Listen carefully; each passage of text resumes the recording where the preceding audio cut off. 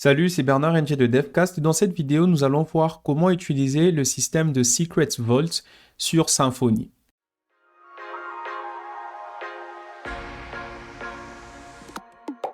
Dans la vidéo précédente, je vous ai montré comment on pouvait utiliser nos variables d'environnement. Ici, je configure une variable d'environnement qui est la clé d'accès à OpenAI. Évidemment, c'est pour la démo. Et dans mon service.yml, j'utilise une clé pour accéder à cette variable-là. Comme ça, je peux l'utiliser comme étant paramètre au niveau de mon service, par exemple si j'utilise un client de OpenAI ou directement au niveau de mon contrôleur. Ce qui me donne les résultats suivants. Le problème avec ça, c'est qu'on se retrouve dans notre code source avec la clé en clair. C'est que si quelqu'un a accès physiquement à mon PC ou encore si quelqu'un arrive à nous pirater et accède au serveur de production, il aura quand même la possibilité d'utiliser cette clé-là. C'est qu'on ne voudrait pas parce que cette information est tellement sensible. La première des choses qu'il faudrait faire, c'est de se rassurer que cette clé n'est plus dans nos fichiers .env. Parce que si elle est présente, elle va override la clé secret que nous allons bientôt créer. Alors pour ça, je vais la supprimer partout en me rassurant de garder cette valeur. Le système de secret de Symfony fonctionne de la même manière que le système de variables d'environnement, sauf que ces variables-là seront chiffrées.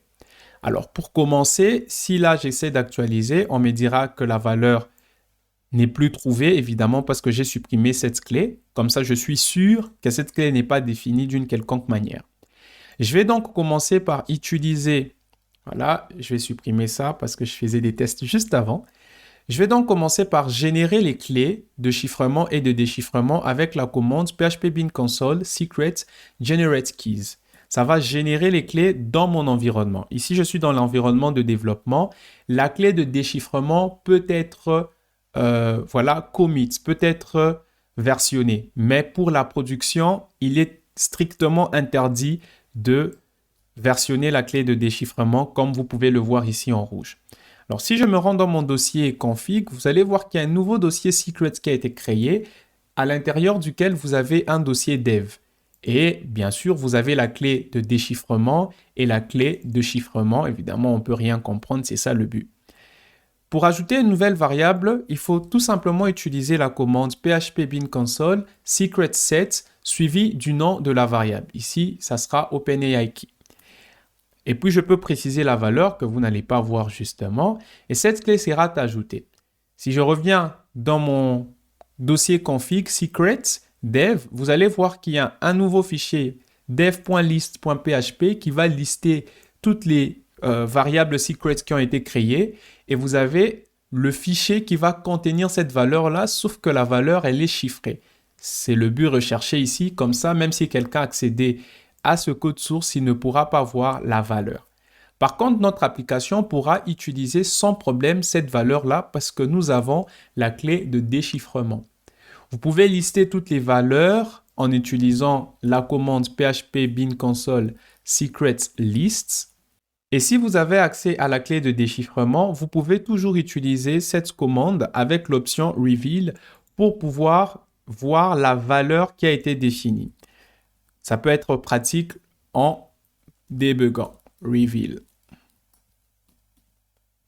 Donc voilà comment vous pouvez définir des secrets qui sont censés contenir des valeurs très sensibles.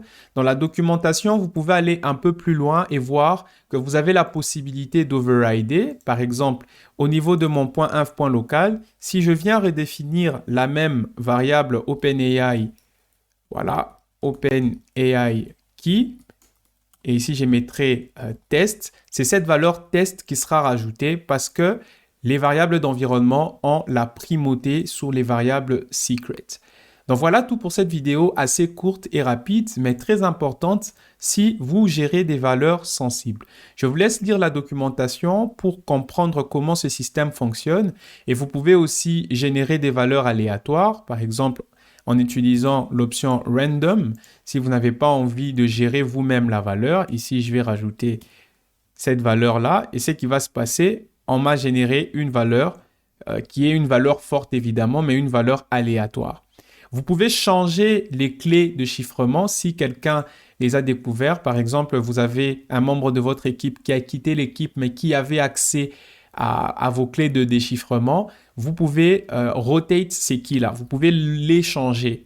Ça va tout simplement réchiffrer, si je peux le dire comme ça, toutes les clés qui ont déjà été sauvegardées, mais avec une autre clé de chiffrement et une autre clé de déchiffrement, comme vous pouvez le voir à ce niveau-là. Donc voilà tout pour cette configuration assez rapide. Je vous laisse donc lire la documentation si vous voulez aller un peu plus loin. À la prochaine.